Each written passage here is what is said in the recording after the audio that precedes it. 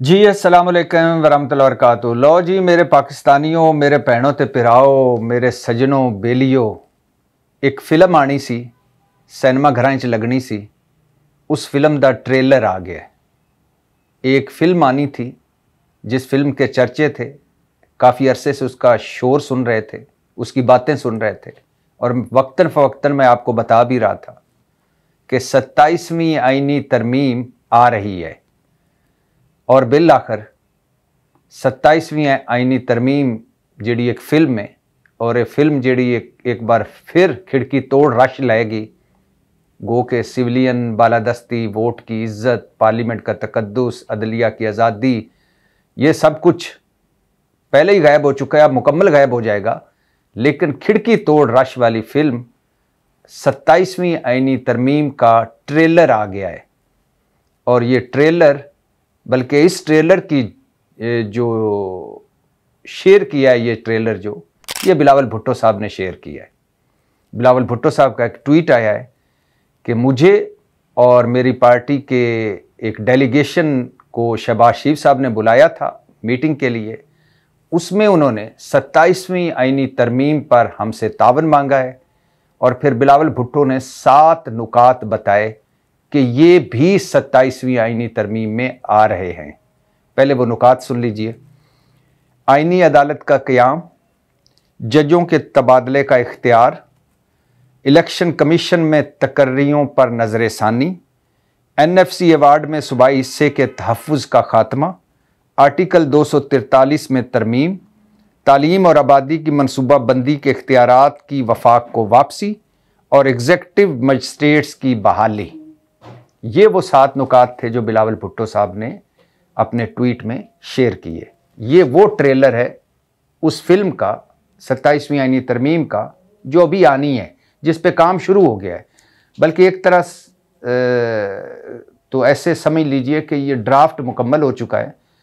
अब कुछ झलकियां, किसी को एक फिल्म का हिस्सा, किसी को दूसरी फिल्म का हिस्सा, किसी को तीसरी फिल्म का हिस्सा शेयर किया जा रहा है।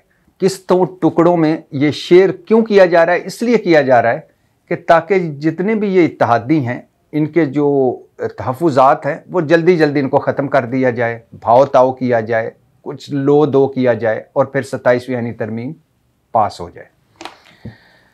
अच्छा, कामरान मुर्तज़ा साहब जो मौलाना फजलुर रहमान साहब की जमात का हिस्सा हैं, बल्कि उनके ओपनिंग बैट्समैन हैं आजकल, उन्होंने इस पर तबसरा किया है। वो कह रहे हैं कि 27वीं आईनी तरमीम में वो सब कुछ आ गया है जो 26वीं आईनी तरमीम में हमने लड़ लड़ कर निकलवाया था। हुकूमत जल्दी में है ये तरमीम पास करवाने के लिए और हुकूमत के नंबर्स पूरे हैं, इसमें कोई शक नहीं कि अब हुकूमत के पास 2/3 अक्सरियत हासिल है। मतलब हुकूमत से मुराद पीपल्स पार्टी और मुस्लिम लीग नून के पास। लेकिन वो चाहेंगे कि मौलाना साहब को अपनी साइड पर रखें, मौलाना साहब के साथ कुछ भाव ताव करें और उन्हें 27वीं यानी तरमीम के हक़ में उनका वोट डलवाएं, ताकि जी वो अपोजिशन से जाकर ना मिलें और जो उनका स्ट्रीट पावर है उनकी, वो अपोजिशन को ना मिले। अच्छा जी, एक एक चीज़ पे डिस्कस कर लेते हैं। गो कि अभी हुकूमत कह रही है कि अभी वर्किंग पेपर है, अभी ड्राफ्ट है, अभी मुकम्मल यानी एक हतमी ड्राफ्ट पर भी काम शुरू नहीं हुआ। और बिलावल भुट्टो साहब भी बता रहे हैं कि सदर जरदारी की दोहा से वापसी पर 6 नवंबर को 27वीं आईनी तरमीम पर हमारी सेंट्रल एग्जीक्यूटिव कमेटी का इजलास होगा। आपको याद होना चाहिए कि 26वीं आईनी तरमीम के शरीक दुल्हा बिलावल भुट्टो थे, साथ मौलाना साहब शरीक, दोनों दुल्हा थे। खैर, पहला है जी आईनी अदालत का क़याम। आईनी अदालत का क़याम, इनसे पूछे ना ये क्यों आप चाहते हैं? कहते हैं जी ये उसमें है, चार्टर्ड ऑफ डेमोक्रेसी में, जो नवाज शरीफ और बेनज़ीर भुट्टो साहबा ने साइन किया था। इनसे पूछे उसमें तो ये भी था कि सिविलियन बालादस्ती होगी, हो गई। पार्लियामेंट का तकद्दुस होगा, हो गया। वोट की इज़्ज़त हो गई, होगी, है वोट की इज़्ज़त। और उसमें तो ये भी था कि कोई किसी के मैंडेट पर डाका नहीं मारेगा। आप दोनों ने तो मिलकर इमरान खान के मैंडेट पर डाका मार लिया। उसमें तो ये भी था कि कोई किसी के कंधे पर बैठकर इक़्तिदार में नहीं आएगा और किसी को इक़्तिदार से साजिश करके निकलवाएगा नहीं। आपने क्या किया? दोनों जमातों ने, जिन्होंने चार्टर ऑफ डेमोक्रेसी साइन किया लंदन में, बेनज़ीर भुट्टो और नवाज शरीफ साहब ने। हालांकि खूब खाते चला गया था चार्टर ऑफ डेमोक्रेसी। उसमें तो था कि नैब को भी ख़त्म करना, उसमें तो था कि कोई हमारे ये जो पार्टियां हैं जिन्होंने चार्टर ऑफ डेमोक्रेसी साइन किया, ये किसी सर्विंग जर्नैल से नहीं मिलेंगे। Benazir Bhutto charter of democracy sign करने के फ़ौरन बाद दुबई में परवेज़ मुशर्रफ साहब, बावर्दी परवेज़ मुशर्रफ साहब से मुलाकातें करती पाई गई, और इधर शहबाज शरीफ साहब और चौधरी निसार उस वक्त होते थे, उन्होंने 12 मुलाकातें जनरल कियानी साहब से की। और जब पता चला तो एक दिन नवाज शरीफ साहब से पूछा तो उन्होंने मासूमियत से मुंह बना के कहा मुझे तो नहीं पता। तो चार्टर ऑफ डेमोक्रेसी की ये जिक्र करते हैं सिर्फ अपने मकासद के लिए, अपने मफादात के लिए। तो आईनी अदालत बन जाएगी जी 27वीं आईनी तरमीम के बाद, तो सुप्रीम कोर्ट को बाकायदा बाज़ाब्ता तौर पर अल्लाह हाफ़िज़ कह दिया जाएगा। ये फिर क्रिमिनल और फौजदारी और सिविल मुकदमे सुनती रहेगी। जजों के तबादले का इख्तियार, हाई कोर्ट्स के जजों को उनकी मर्जी के खिलाफ तबादला उनका कर दिया जाएगा। मतलब जो जज, अगर नज़र ऐसा आएगा कि जो जज इस्लामाबाद में मर्जी के मुताबिक काम नहीं कर रहा होगा, उसको उठा के बलूचिस्तान में फेंक दिया जाएगा, और जो बलूचिस्तान में जज आपकी मर्जी के मुताबिक काम कर रहा होगा, उसको उठाकर इस्लामाबाद हाई कोर्ट में ले आया जाएगा, और हाई कोर्ट्स के जजों का तबादला उनकी मर्जी के अगेंस्ट किया जा सकेगा।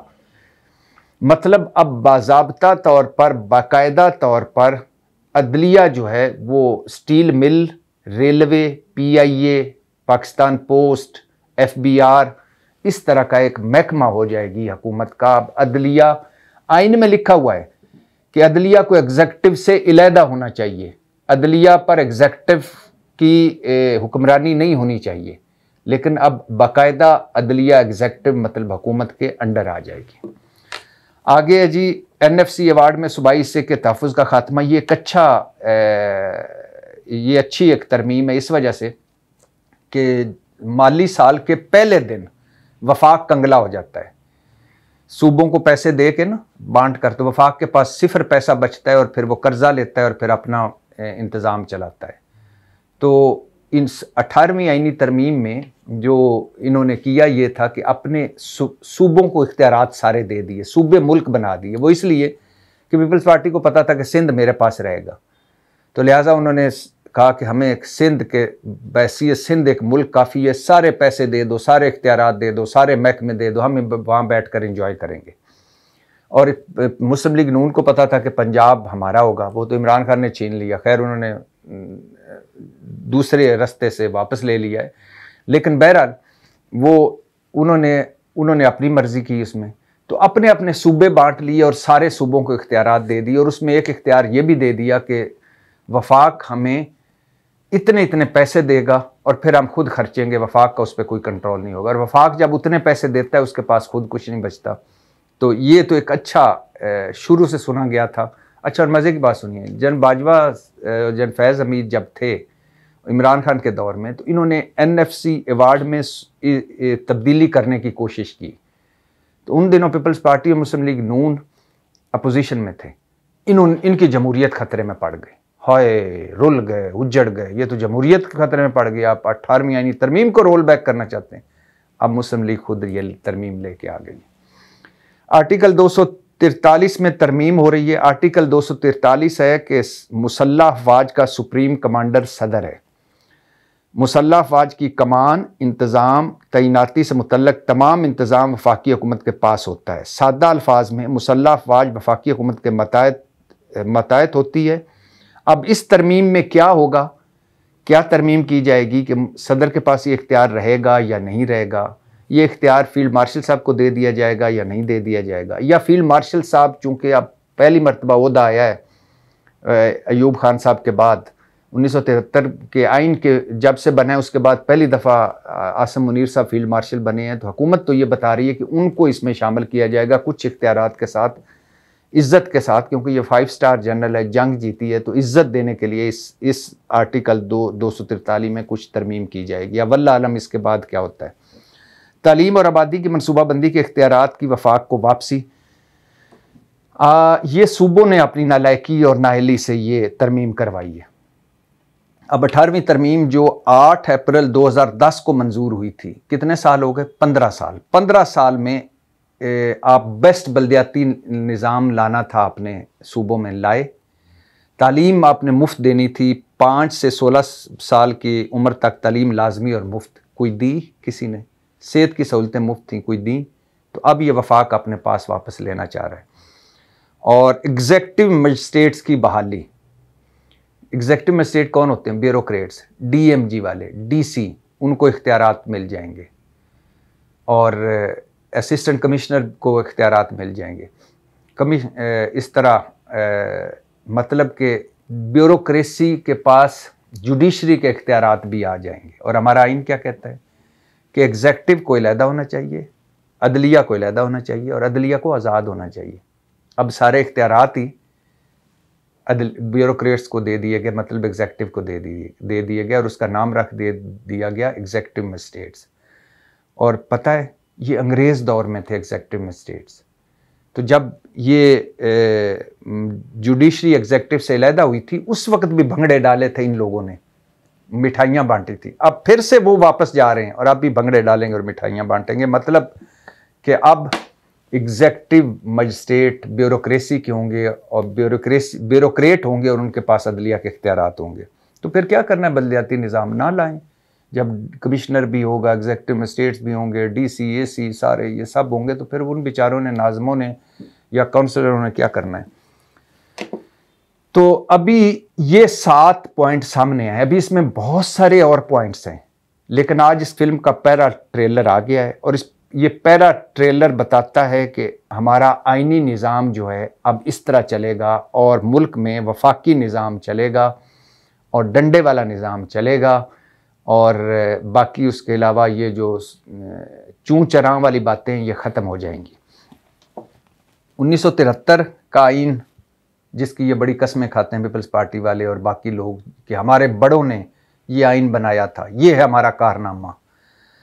तो यही जो जिनके बड़ों ने 1973 का आइन बनाया था, उनके छोटों ने 1973 के आइन का ऐसा हुलिया बिगाड़ा है कि अब बड़े भी अगले जहान बैठकर परेशान होंगे।